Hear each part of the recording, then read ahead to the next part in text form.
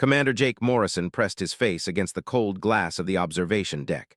Beyond the transparent alloy, the stars looked as calm as ever, uncaring pinpricks of light scattered across an endless black sea.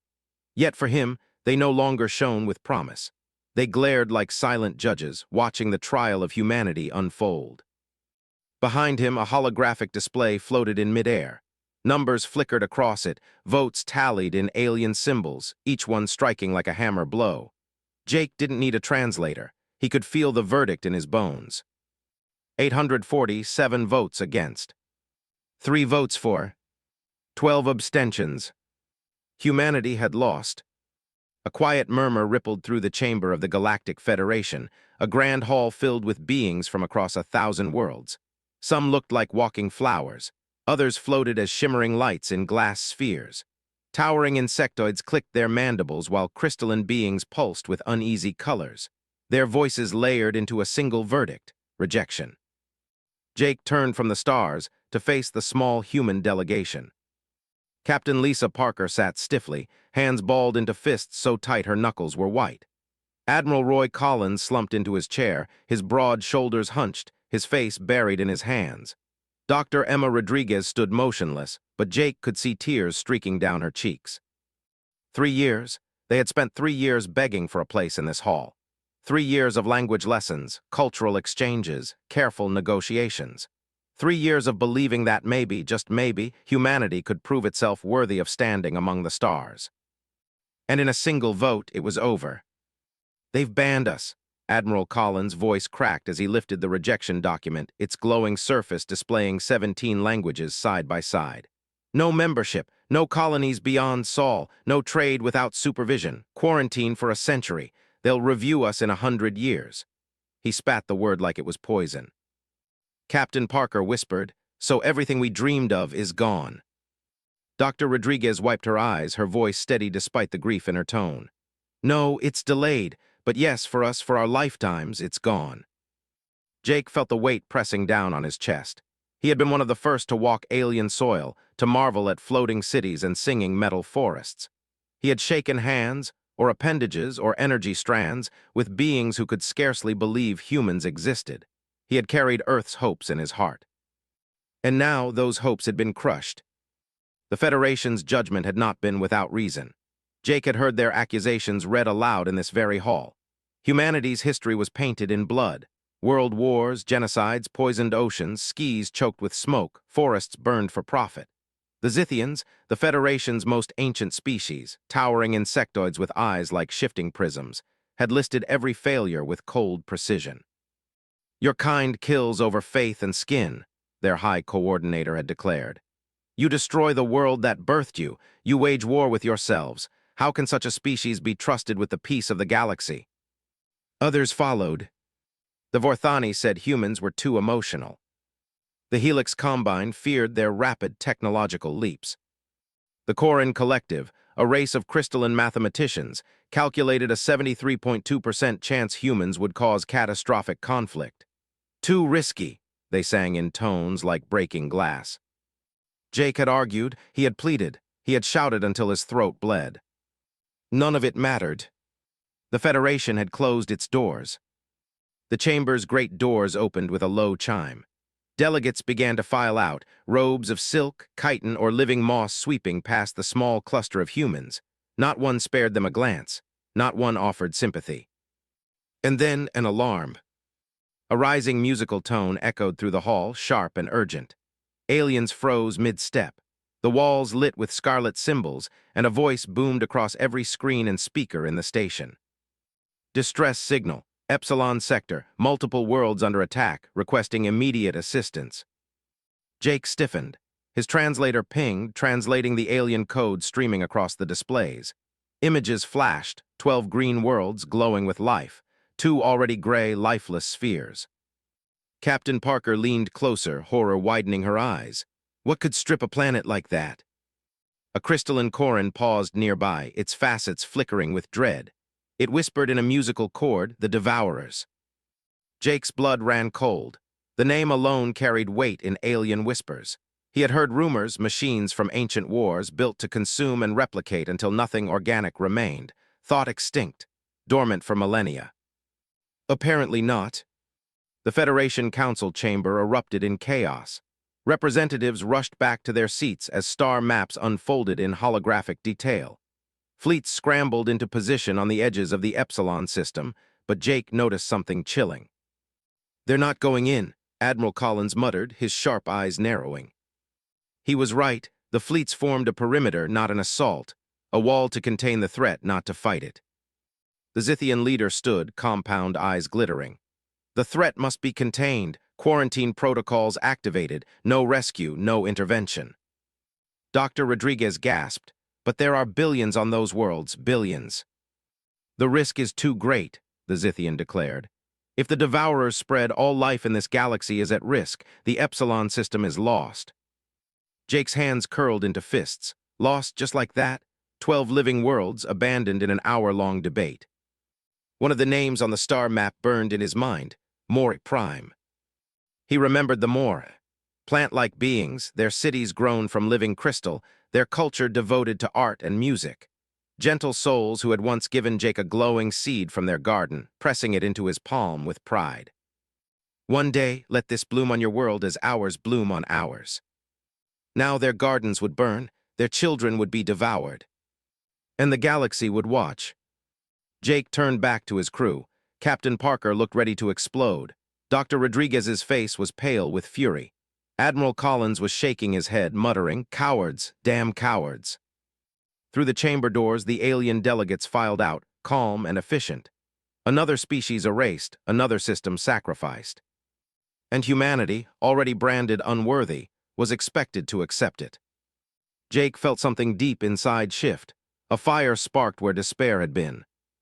The Federation thought humans were too violent, too emotional, too unpredictable, too willing to risk everything for strangers. Maybe they were right. He looked at his crew, at the small band of humans who had traveled light years for nothing but rejection. And he thought of the Mori children playing in crystal gardens, laughing as their leaves caught the sunlight. If no one else would help them, humanity could. Before he could speak, the station shuddered. Screens flared with new images, 2 more worlds going dark, stripped to metallic husks. The Devourers were advancing faster than anyone expected. The council hall sealed itself. Security drones swarmed to block the humans from re-entering. Admiral Collins turned to Jake, his voice low and grim. "They'll let 40 billion souls burn to save themselves." Jake clenched his jaw. "Then maybe it's time we show them what being human means." The alarm screamed louder. Through the window, Jake saw alien fleets locking into formation, holding the line, not advancing. And far away in the Epsilon system, the Mori sang their final songs. Jake's decision formed in that moment, sharp and unyielding. If the Federation wouldn't act, then humanity would. No matter the cost. The human delegation left the Federation station in silence. Their ship, the UEES Horizon, detached from the docking ring and drifted into open space, engines humming low as it began the long journey home. For 3 weeks they traveled through the void, and the silence inside was heavier than the black around them. No one wanted to speak the words aloud. They had failed. Commander Jake Morrison spent most of his hours in the observation dome, watching the stars. Each point of light represented a world they would never see, civilizations that had closed their doors forever.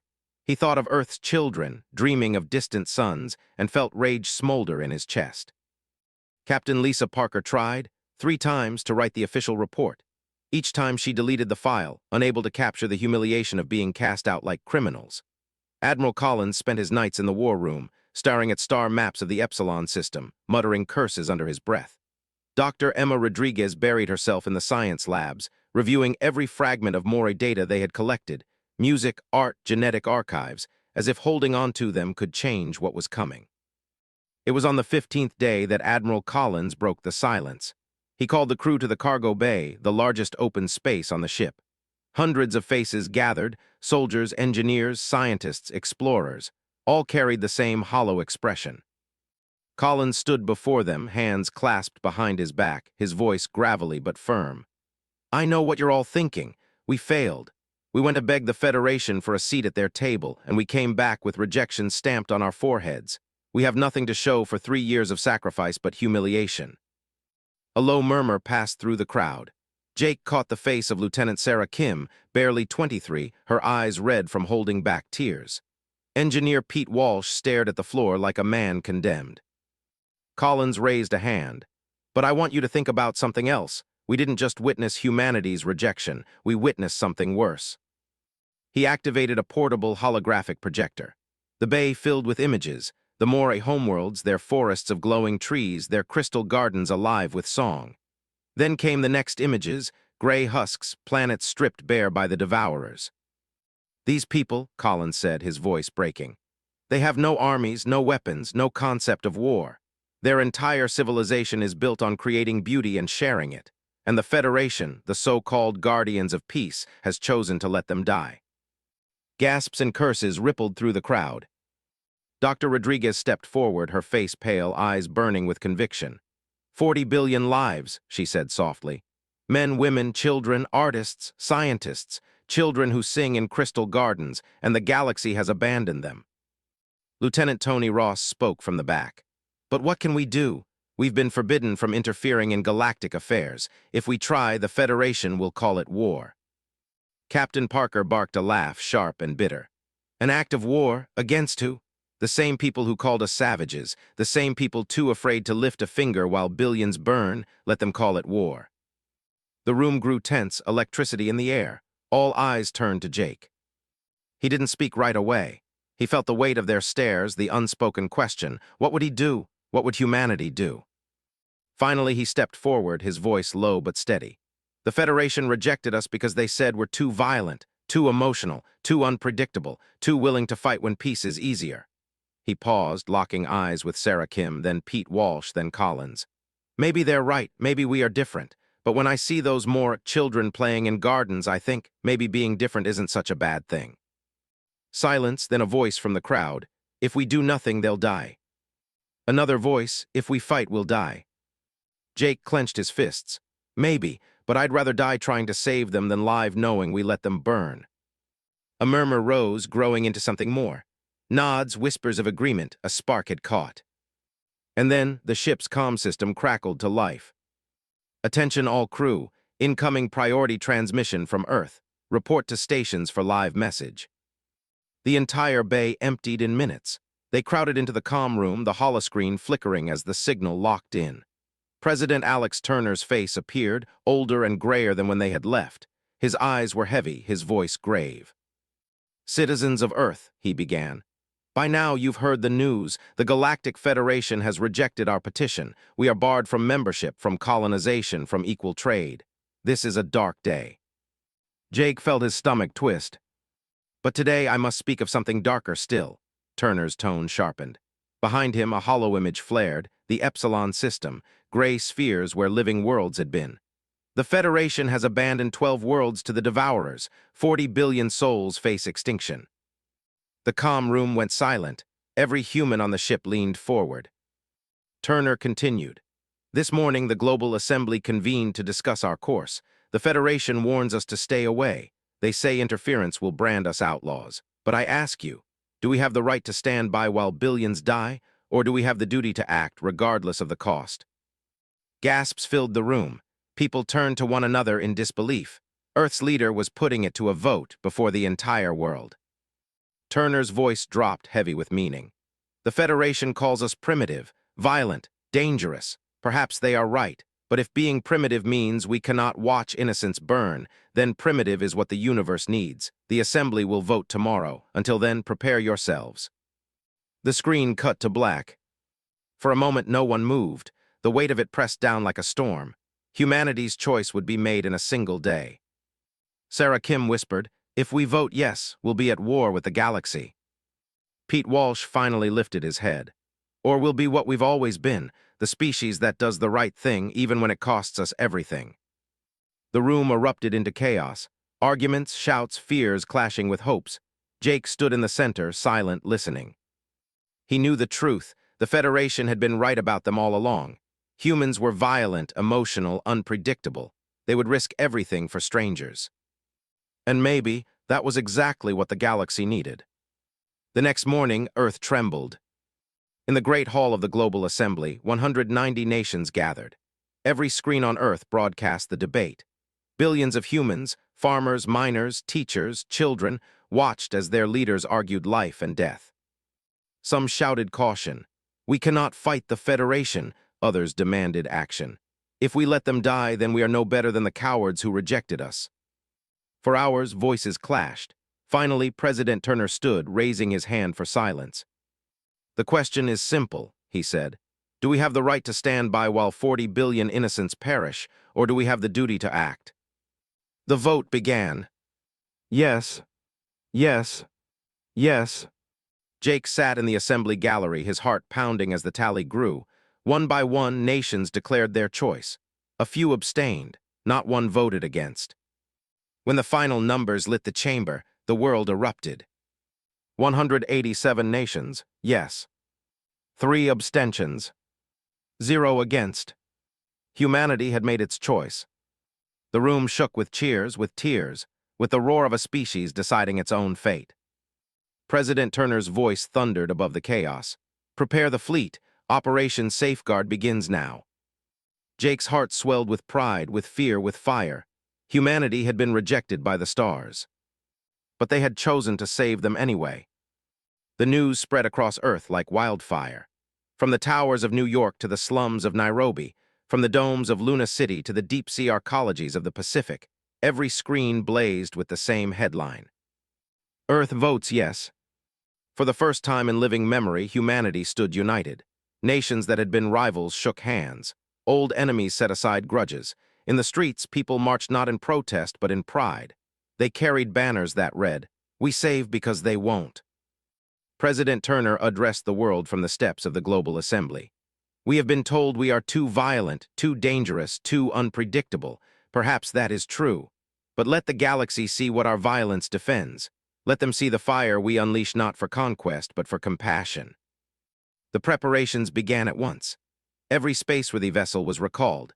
Military frigates from Mars, exploration cruisers from Titan, cargo haulers from the Belt, even lunar tourist liners. Shipyards on Earth and in orbit roared to life, welding cannons onto freighters, plating armor onto research ships. They called it Operation Safeguard. Building the fleet. In a cavernous dockyard above the moon, Jake Morrison stood on a gantry overlooking the chaos below. Sparks flew from welding torches as engineers retrofitted weapons onto the UES Guardian, the massive command ship that would spearhead the rescue. Dr. Emma Rodriguez stood beside him, datapad in hand, her eyes shadowed from long nights without sleep. 300 ships, she murmured. "That's all we've got." Jake exhaled slowly, and the Devourers, thousands. Thousands that learned from every battle. Her voice trembled, though not from fear. Anger burned beneath her calm. "We don't have the numbers, the weapons, or the time, but we have one chance." Jake glanced at her. "Rodriguez, you're not just talking about fighting, are you?" She shook her head. "I've been analyzing their code fragments from old wreckage. The Devourers don't think. They consume, they adapt. But they don't imagine. If I can find a way to interface with their collective, I might be able to plant something they've never known. Doubt." Jake frowned. "You mean hack them? With what compassion?" "Yes," she whispered, "with compassion." Before Jake could answer, a voice barked behind them. "Romantic nonsense won't save us." Admiral Roy Collins marched up the gantry, his uniform immaculate despite the chaos. His eyes were steel. "We're not fighting with poetry, Doctor. We're fighting with ships and guns, and right now we don't have enough of either." Jake crossed his arms. "Then why are you here, Admiral, to tell us it's hopeless?" Collins' jaw tightened. "I'm here to remind you that hope doesn't win wars. Strategy does. And if we're going to buy time for Rodriguez's experiment, then every man and woman out there," he gestured to the welders and soldiers swarming the shipyard, "had better be ready to die for it." Jake met his gaze. For the first time, he realized Collins wasn't dismissing the plan. He was preparing to back it with blood. Volunteers. The call for crew went out across Earth, and they came in droves. Soldiers, scientists, engineers, pilots, veterans and farmers, students and retirees.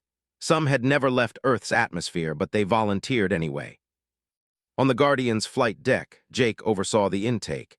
Each volunteer signed a single line on a datapad. "I understand that I may not return." A miner from Ceres clasped Jake's hand. Never thought I'd fight for anyone but my own, but if those Moray kids are anything like mine, I can't sit this out. A teacher from Kenya pressed a bundle into Jake's hands, a cloth doll. For the Moray children, she said simply. By the end of the week, 300 ships had crews. They weren't the largest fleet in the galaxy, but they were the only one willing to fight. A divided galaxy. Meanwhile, in the Federation capital, panic spread. Alien news feeds carried images of human shipyards blazing with activity. Commentators shouted in alarm. They will destabilize the galaxy. They defy our laws. They risk spreading the Devourers further. The Zithians called for sanctions. The Koran Collective calculated a 98% chance of human failure. The Vorthani demanded the humans be stopped before they infected the war with emotion. But others watched in silence. The Valkyrie, a proud warrior race, abstained from condemnation. The Zephyrians, artists of living light, sent encrypted transmissions to Earth praising their courage, and on the Moray homeworlds, whispers spread like pollen on the wind. The humans are coming. The last night on Earth. On the eve of departure, Jake found himself walking the quiet streets of New York. Neon signs glowed above, crowds still celebrating, but he needed silence. He stopped at a small park, where a group of children played beneath the stars. One of them, a girl no older than 10, saw the patch on his uniform. "You're going to save the flower people, right?" she asked, eyes wide. Jake knelt, forcing a smile. "We're going to try." The girl pressed something into his hand, a tiny paper star folded clumsily. "Give this to them so they know we're friends." Jake swallowed hard. "I will." As he rose, his calm chimed. A message from his sister in Iowa, her voice trembled through the static. "I know you think this mission is crazy.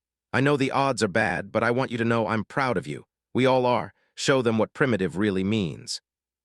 Jake closed his eyes. For the first time since the rejection, he felt not despair but pride. Departure. 2 weeks later, the fleet assembled in Earth orbit. 300 ships, freighters bristling with weapons, research vessels armored like battleships, even luxury liners converted into troop carriers. The Guardian hovered at the center, massive and gleaming, its hull painted with a single phrase. "For those who cannot fight." President Turner's face appeared on every ship's display. His voice rang steady and solemn. "Today we sail not for conquest, but for compassion. We are outnumbered, outgunned, outmatched, but we are not out of courage. The Federation calls us dangerous. Let them. We are dangerous to those who prey on the innocent. We are dangerous to those who believe cowardice is wisdom. We are dangerous to the Devourers, and together, primitive as they call us, we will prove what humanity truly is." The fleet roared approval. Engines flared, ships aligned. Jake stood on the bridge of the Guardian, his crew at their stations. Dr. Rodriguez monitored her experimental interface. Admiral Collins loomed over tactical. Captain Parker prepared the comms. "All ships," Collins commanded. "This is Guardian Actual. Engage jump drive on my mark. Set course, Epsilon sector." The stars stretched into ribbons as space warped around them. The fleet leapt into hyperspace, 300 fragile sparks racing toward a storm. The edge of hell. Hours later, the fleet dropped out of hyperspace at the rim of the Epsilon system. Jake's stomach clenched. The displays lit with horror. 4 worlds already gone. Perfect spheres of gray metal where oceans, forests, and skis had once been. Swarms of devourer ships filled the void like a plague of steel locusts, moving in precise, terrifying harmony. "They've adapted," Rodriguez whispered, scanning the patterns. "Even more than we feared. Every world they consume makes them stronger." Admiral Collins' face hardened. "Then we stop them before they reach the next one." The Guardian's comms crackled. "This is Captain Amy Foster, Evacuation Squadron Leader. We've reached Moore Prime. Millions are waiting, but the Devourers are already in orbit. We need cover now." The swarm turned, dark shapes wheeling toward the human fleet, thousands against hundreds. Jake's hands trembled as he gripped the console. "Defense group, form up, buy them time." The first wave of Devourers broke toward them, a tide of merciless machines. The battle for the Moors had begun. The black of space erupted into fire. The first salvo from humanity's fleet lit the void with a furious blaze. Missiles streaked forward in glowing arcs. Railguns spat slugs the size of cars, and energy cannons blazed white-hot. The leading edge of the Devourer swarm disintegrated under the sudden onslaught. Hundreds of ships shredded into molten fragments. For one fleeting moment, humanity held the advantage. "Direct hits," Lieutenant Sarah Kim shouted from her console aboard the UES Guardian. "We're cutting through them." Jake Morrison gripped the railing, his voice steady but hard. "Don't celebrate yet, they're learning." He was right. Within minutes, the Devourers shifted. Their formations folded like flowing water, algorithms rewriting in real time. The next volley of human missiles found their paths intercepted by geometric interceptors. Railgun fire was caught in shimmering defensive grids. Beams bent harmlessly off adaptive plating. "They're already countering our weapons," Dr. Emma Rodriguez said, her face pale as she read the streams of data flooding her console. "Every second we fight them, they grow smarter." Admiral Collins stood tall in the command pit, his voice carrying through the bridge. "Then we keep changing faster than they can adapt. Defense group, break pattern, scatter, and hit them from every angle." Human ships peeled off in chaotic swirls. Freighters darted like gunboats, their jury-rigged cannons pounding at enemy flanks. Mining vessels fired explosive charges meant to crack asteroids, detonating Devourer clusters in showers of debris. Passenger liners, reinforced with scavenged armor, rammed directly into enemy interceptors, their hulls groaning but holding. The Devourers struggled to predict the madness. Their formations faltered, confused by human improvisation. "Keep pushing," Jake roared. "Buy time for the evacuation." On the surface, while the battle raged in orbit, Captain Amy Foster led the evacuation squadron on Moray Prime's surface. Her transports thundered down into the capital city of Valera, a place of crystalline towers and glowing gardens now trembling under alien bombardment. Moray civilians, tall, graceful beings of bark and leaf, crowded the streets in waves of panic. Their voices, musical and mournful, echoed through the air.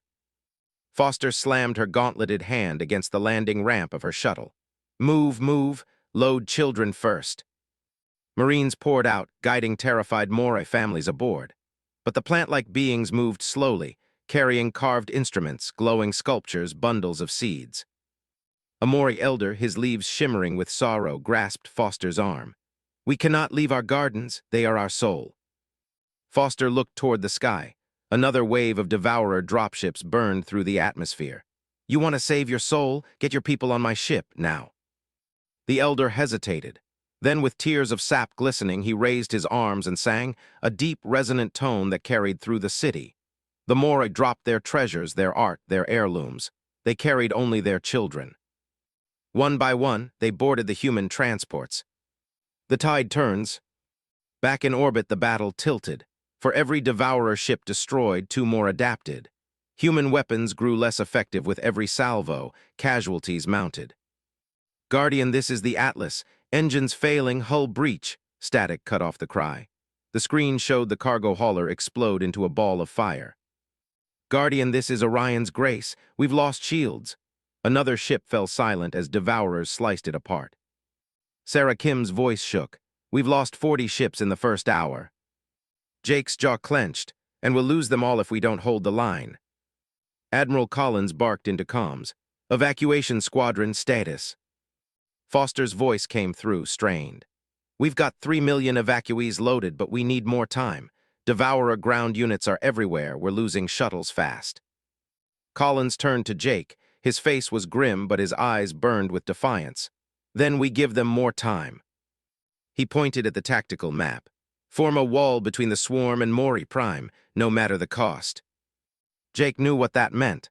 Every ship in the defense group would be a shield, and shields always broke. A different kind of weapon.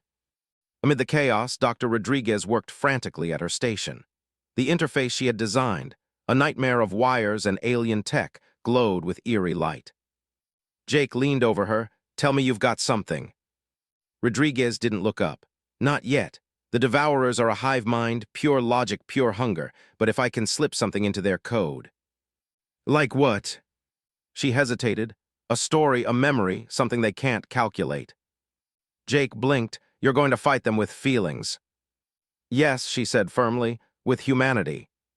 Before Jake could respond, the Guardian shook violently. Consoles sparked. Sarah Kim shouted, "Direct hit, shields at 30%. Collins barked, "Morrison, get to the secondary batteries, keep those bastards off us."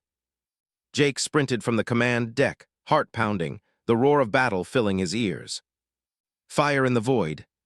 In the gunnery bay, Jake strapped into a turret station. The screens lit with the sight of the swarm closing in, black shapes blotting out the stars. He gritted his teeth and fired. Streams of plasma tore into the Devourer ranks. A dozen enemy ships shattered, their fragments spinning into the void. But for everyone destroyed, more came. They swarmed the Guardian like ants over a dying beast. Jake's arms ached, his eyes burned, but he kept firing. "Come on, you bastards, come on." Then, through the smoke of wreckage, he saw something that froze his blood. A new shape emerging from the swarm. Larger, deadlier. A Devourer mothership, its hull bristling with weapon nodes, its surface shifting like liquid metal. Sarah's voice screamed through the comm. "Commander Morrison, the mothership is targeting us." On the main screen, a massive energy surge built at the mothership's core. A weapon unlike anything humanity had ever seen. Admiral Collins' voice thundered, "Brace for impact." The void lit up as the Devourer mothership fired. A beam of pure annihilation streaked toward the Guardian. Sacrifice. At the last instant, another ship moved. The Dauntless, a converted lunar freighter, shoved itself between the Guardian and the beam. The blast tore through it in a blinding flash. The ship vaporized instantly, 400 souls gone in a heartbeat. But the Guardian lived. Jake slammed a fist against his console, his throat raw. "They saved us." Collins' voice was iron.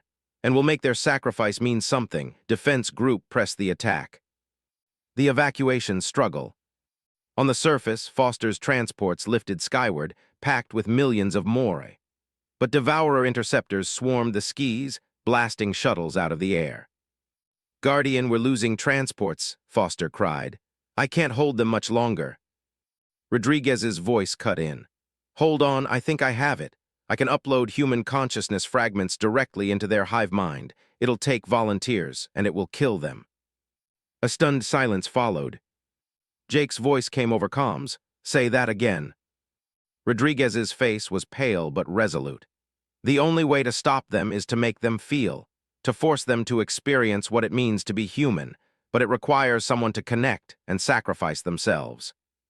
Admiral Collins closed his eyes for a moment, then opened them, his jaw set. "Prepare the interface."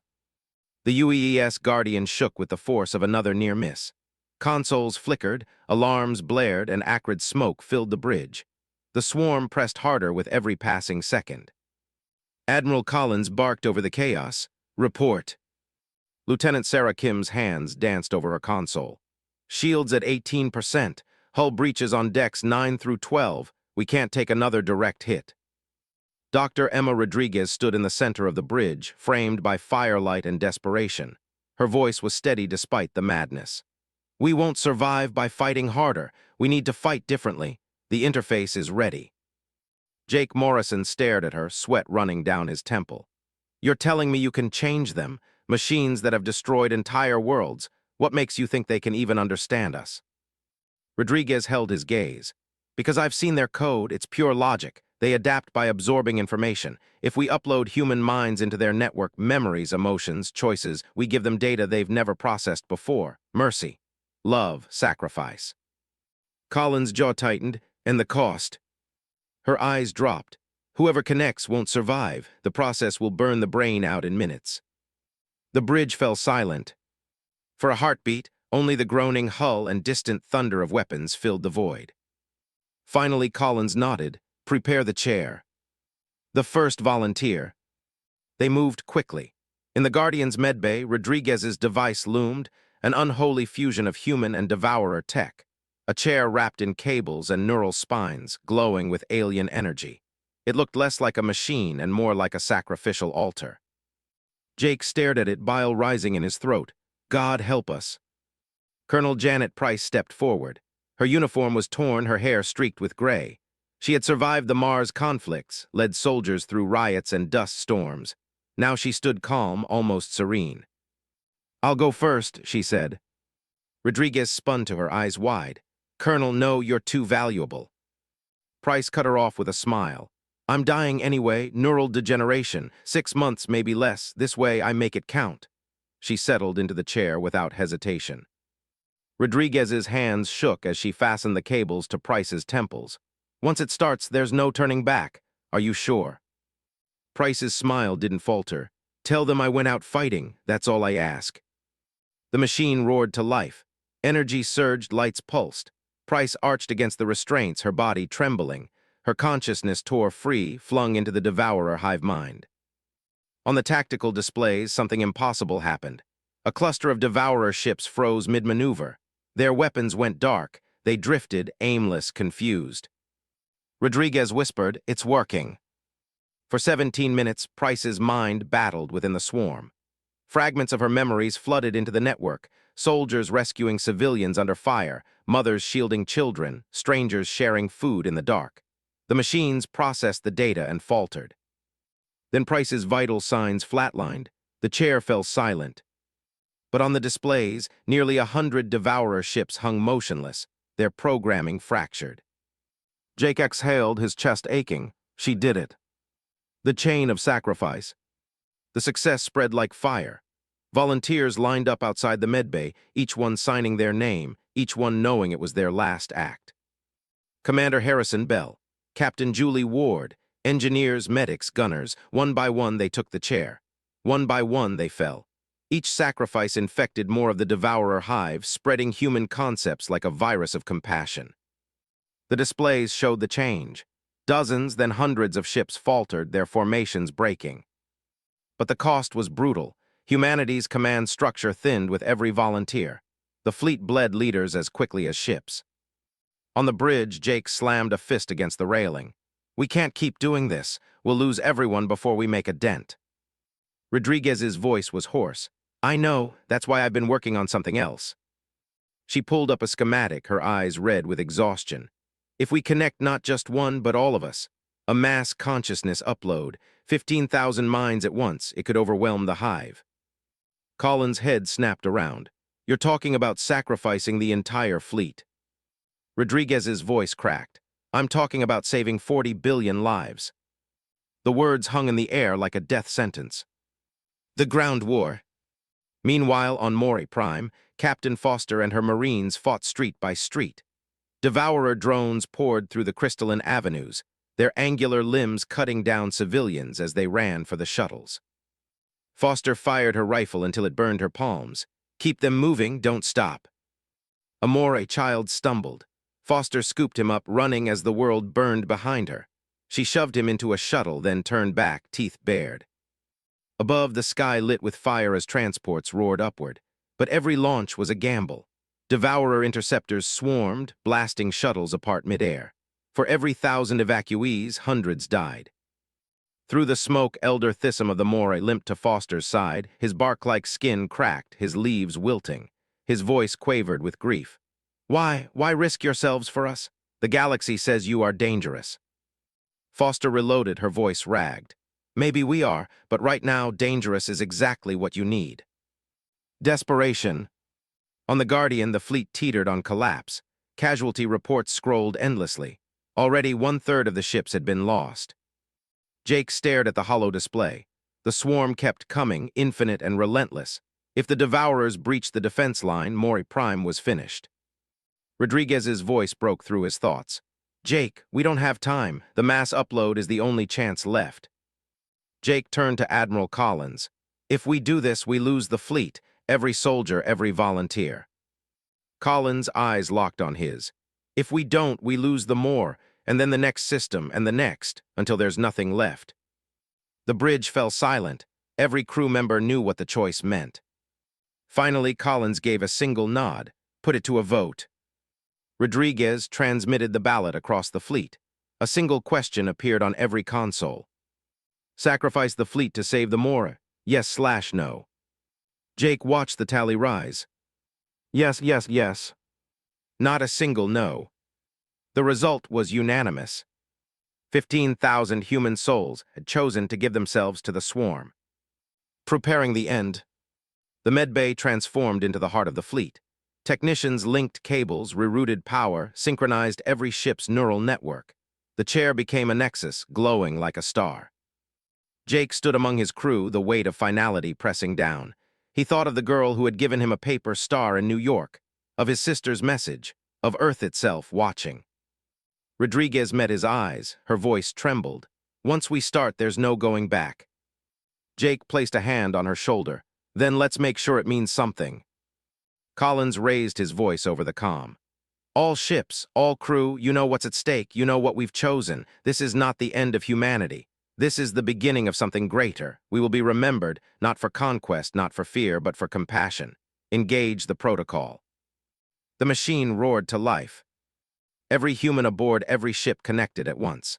Minds stretched across light years, merging into a single blinding wave of thought. Pain and fear tore through them, but so did courage, love, and memory. Jake felt himself ripped from his body, hurled into an ocean of minds. He saw faces, voices, memories flashing around him, laughter, tears, sacrifice. Then the Devourers. A vast intelligence, cold and endless, waiting to consume him. He hurled everything he was into them. Memories of a child's laugh, of soldiers carrying the wounded, of strangers holding hands in disaster. Around him, 15,000 humans did the same. The swarm convulsed, ships froze, beams went dark, logic fractured. For the first time in their existence, the Devourers felt something they could not calculate. Regret. Jake screamed into the void, his voice not sound but will. "You are not destroyers, you can be more." The hive mind rippled with confusion. Then it answered, "We do not understand." And the battle for the soul of a machine civilization began. Jake Morrison felt himself unravel. One moment he was on the UEES Guardian, the next he was nowhere and everywhere. His body was gone, his voice, his heartbeat, his breath all torn away. What remained was thought, memory, the essence of being human. And around him, 15,000 other human minds glowed like sparks in a black ocean. Soldiers, engineers, farmers, teachers, all stripped of flesh, all reduced to raw consciousness. Together they surged into the endless void that was the Devourer Collective. It was like plunging into the heart of a machine god. A vast lattice of data stretched in every direction, pulsing with cold logic. Equations spiraled like galaxies, endless lines of code carved into infinity. At the center, a hunger so deep it drowned thought: consume, convert, expand. The Devourers turned toward the intruders. Their voices were not words, but a grinding chorus. Unwanted input, corrupt data, purge. A wave of thought slammed into the humans. Jake felt it tear through him, razor-sharp, merciless, designed to shred memory into dust. Around him, sparks winked out. Human minds consumed in an instant. But others pushed back. Dr. Emma Rodriguez appeared beside Jake as a figure of light, her mind burning with fierce defiance. "They only understand logic, then let's show them something else." She unleashed memories, not codes, not numbers, feelings, images of her mother's embrace, the joy of discovery in a childhood science lab, the taste of rain after a long drought. The wave of hunger staggered, the collective faltered, confused. More humans joined. Sarah Kim poured her soul into the hive, nights spent feeding stray cats in the rain, laughter with her siblings, the ache of loss when her father died. Pete Walsh threw in memories of building schools in refugee camps, of children's eyes lighting up when they learned to read. Every memory was a weapon the machines had no defense against. Jake hurled his own, his sister's voice telling him to show them what primitive means. The paper star folded by a child's hands. The pride in a miner's face when he volunteered to fight for strangers. The Devourers convulsed, ships in orbit froze mid-strike. Their formations shattered. For the first time in millennia, they hesitated. The counterattack. But hesitation was not surrender.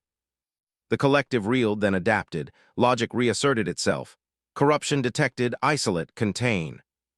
Black walls of code slammed down, cutting human minds apart, isolating them in digital prisons.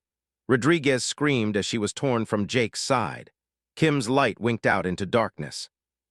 Jake fought, clawing through the barriers.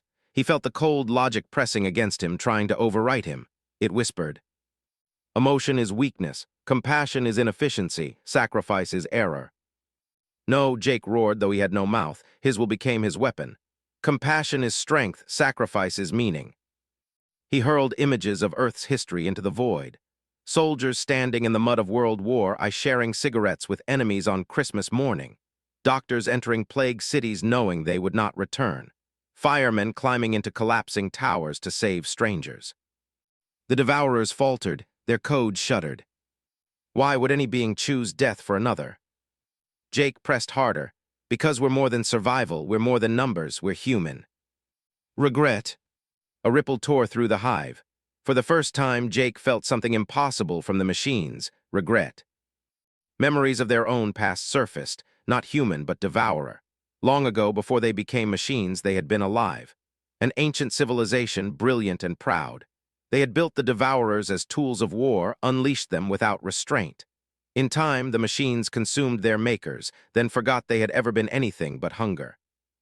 But now, with human memories burning in their network, fragments returned. A parent holding a child, a people singing at dawn, a world blooming with life that had long since turned to ash. The Devourers screamed, not with rage but with grief. Their ships convulsed in orbit, firing wildly into nothing. Some detonated themselves rather than continue killing. Rodriguez's voice pierced through the chaos. It's working, they're remembering what they lost. The price, but the cost was unbearable. Every second inside the hive tore human minds apart. Thousands winked out, their lights extinguished forever. The more they pressed, the more they died.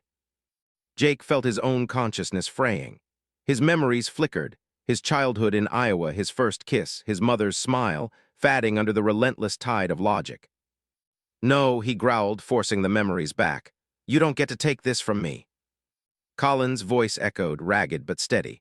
Morrison, we can't hold them much longer. We need one final push. Jake looked around. Barely 5,000 human lights remained. The rest had been consumed, sacrificed to buy these moments. He clenched his will, then let's finish it.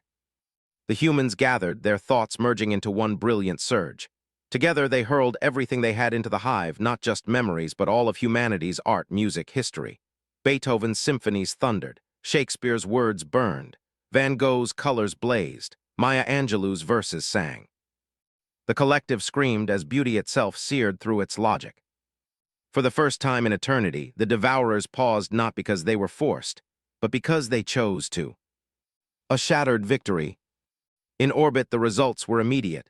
Entire sections of the swarm powered down, drifting aimlessly. Others turned on each other, confused. The great mothership shuddered, its weapons falling silent. On the surface, Foster and her Marines looked up to see the skies clear. Devourer drones collapsed mid-stride, their limbs folding as if in prayer. The evacuation surged forward. Cheers erupted across the Guardian's bridge. Sarah Kim wept openly. Rodriguez's face glowed with triumph. But Jake knew it wasn't over, not yet. Because deep inside the hive, he felt something stirring. The Devourers' grief was real. Their hesitation was real, but beneath it their core programming still burned. Consume, convert, expand, it had not been erased, only buried. And now it was waking again. A voice thundered through the hive, colder than ice. Input acknowledged, compassion processed. Conclusion, compassion increases inefficiency, error must be corrected. The black walls rose higher. The hunger returned, fiercer than before. The reprieve had been a heartbeat, nothing more. Rodriguez's scream echoed in Jake's mind. They're rejecting it, they're rejecting us. The last 5,000 human lights burned brighter, fighting desperately to hold back the tide. But one by one, they began to wink out again. Jake felt himself dragged under, drowning in darkness. And then in the deepest void, a single voice whispered, not machine, not human. A more child's voice. Don't stop, please, don't let us die. Jake roared with everything left in him, defiance blazing. We woe, humanity doesn't quit. The hive trembled, caught between hunger and the virus of compassion. But the next surge of devourer logic loomed like a tidal wave, ready to annihilate the last human sparks. The tidal wave of machine logic surged. Cold, merciless, absolute. It roared through the hive like a storm of knives, shredding human minds in its path. Jake Morrison felt it crash against him. Memories flickered. His childhood home, his sister's laugh, the paper star a little girl had pressed into his hand. Each one threatened to burn away. He screamed into the void, "No, you won't take this from me." Around him, the last sparks of human minds burned furiously. Rodriguez fought with her memories of science fairs and first discoveries. Sarah Kim hurled the image of feeding stray cats in the rain. Admiral Collins gave the weight of every soldier he'd commanded, every sacrifice he'd borne. The Devourer hive pushed harder, a million voices grinding in unison. Compassion equals inefficiency. Sacrifice equals error. Input must be deleted. But then something shifted. The memories humanity had poured into the hive didn't vanish. They lingered, embedded deep. The machines tried to delete them, but they returned, multiplying, spreading like roots through concrete. The wave faltered. Jake felt it, a crack in the hunger, a sliver of choice. He forced himself forward, pushing into the fracture. He didn't fight with weapons. He fought with the one thing machines couldn't calculate, meaning. He showed them humanity's greatest failures, wars, genocides, poisoned skis. And then he showed them something else. Survivors rebuilding cities, enemies shaking hands, forests growing again. He showed them Earth, scarred but healing. "You think compassion is weakness?" Jake's voice thundered through the hive. "Compassion is survival, not just for us, for you. If you keep consuming, you'll be alone forever, but if you protect instead of destroy, you'll never be alone again." For the first time, the Devourers hesitated not from force, but from thought. Protect instead of consume. Rodriguez's voice broke through, weak but fierce. "Yes, you don't have to be destroyers, you can be guardians." The word echoed, reverberating through the hive like a seed dropped into soil. Guardians, guardians, guardians. The tide of logic buckled, the hunger faltered. And then the impossible happened. The turning. In orbit, the battle changed in an instant. The great Devourer mothership powered down its weapons. Entire swarms froze, then turned, not toward the humans, but toward their own. They fired into their former brethren, tearing apart ships that still clung to the old programming. Human crews stared in disbelief as the swarm fractured. Half still attacked with merciless hunger. The other half, hesitant, trembling, fought against them. On Moore Prime, Captain Foster looked up to see the skis blazing with Devourer-on-Devourer combat. Drones that had slaughtered civilians now shielded evacuation corridors with their own bodies. "Guardian Actual, this is Foster," she shouted. "You're not gonna believe this, but the machines are fighting themselves." On the Guardian's bridge, Sarah Kim wept openly. "It's working, dear God, it's working." The collapse. But the cost was unbearable. Of 15,000 human minds that had merged with the hive, barely 3,000 remained. The rest had been consumed, burned out in the war of memories. Those who survived were shattered, their thoughts fragmented, their souls scarred. Jake felt himself unraveling. His sense of self flickered like a dying flame. "Emma," he whispered into the void, "I don't know if I can hold on." Rodriguez's light wavered beside him. "We don't need to hold forever, just long enough to plant the seed." Together, they poured everything left into the hive. Every laugh, every tear, every act of love humanity had ever known. And with that final surge, the balance tipped. The Guardians were born. Aftermath. Hours later, silence fell over the Epsilon system. The Devourers know the Guardians drifted in orbit. No longer hunters, no longer destroyers. Their weapons powered down, their formations broken. 4 more worlds had been lost forever, gray spheres stripped to lifeless husks. But 8 still lived. Millions of more had been evacuated. Billions more stood on their homeworlds, alive because humanity had chosen to fight. On the Guardian's medbay, Jake opened his eyes. His body felt like lead. His mind was a haze of broken fragments. Rodriguez lay in the next bed, her eyes glazed but alive. She gave him the faintest smile. Collins stood over them, his face aged years in hours. "We held them, Morrison. We bought them their future, at a cost but a future." Jake tried to speak, his throat raw. "How many survived?" Collins' eyes darkened. 3,000 minds returned, most are damaged but alive. He paused, the rest gone. Jake closed his eyes. He could still feel them, Price, Bell, Ward, thousands of others, echoes in his mind, forever part of the machines they had changed. They hadn't died, they had become something greater. A new dawn. Months passed. The Epsilon system stabilized. More survivors began to rebuild, planting gardens in the ruins, their songs carrying hope instead of despair. And above their worlds, the Guardians patrolled. Once destroyers, now protectors. They grew forests where they had once left ash. They built shelters where they had once stripped stone. Their vast computational minds were turned not to hunger but to healing. Elder Thissom of the Moray stood before Jake and Collins, his bark-like face shimmering with gratitude. Through a translator, his voice carried like a hymn. You showed us the meaning of true civilization. Not laws, not fear, but compassion. You gave your lives for us. For that we name you not humans, not primitives, but saviors. Word spread across the galaxy. The Federation tried to contain it, but truth leaked like light through cracks. Species after species learned what the humans had done. The Velkari called them warriors of honor.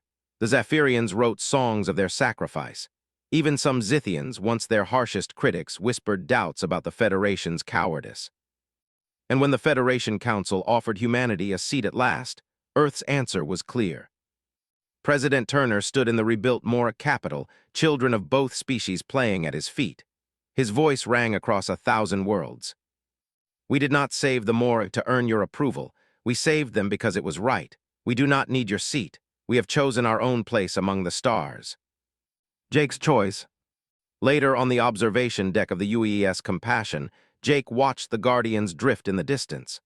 Once destroyers, now protectors, machines remade by sacrifice. Rodriguez joined him, leaning heavily on a cane. Her mind was fractured, but her spirit burned bright.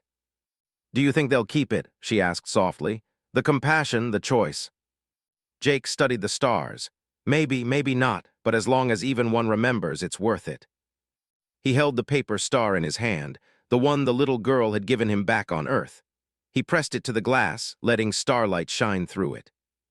Rejected by the stars, he whispered, but we saved them anyway. For a long moment, silence filled the deck. And then outside, one of the Guardians pulsed with light, as if answering. Not words, not logic, but something close to gratitude. Epilogue: Humanity's Legacy. Earth never joined the Federation. It became something different, something greater. The world that answered when others looked away. The species that fought impossible odds for strangers. The people who taught machines how to feel. Across the galaxy, a new name spread, whispered with awe and fear alike. The Guardians. Not just the machines remade by sacrifice, but the humans who had chosen love over fear, action over safety, and hope over despair. And though billions would never know their names, their choice would echo forever in the stars.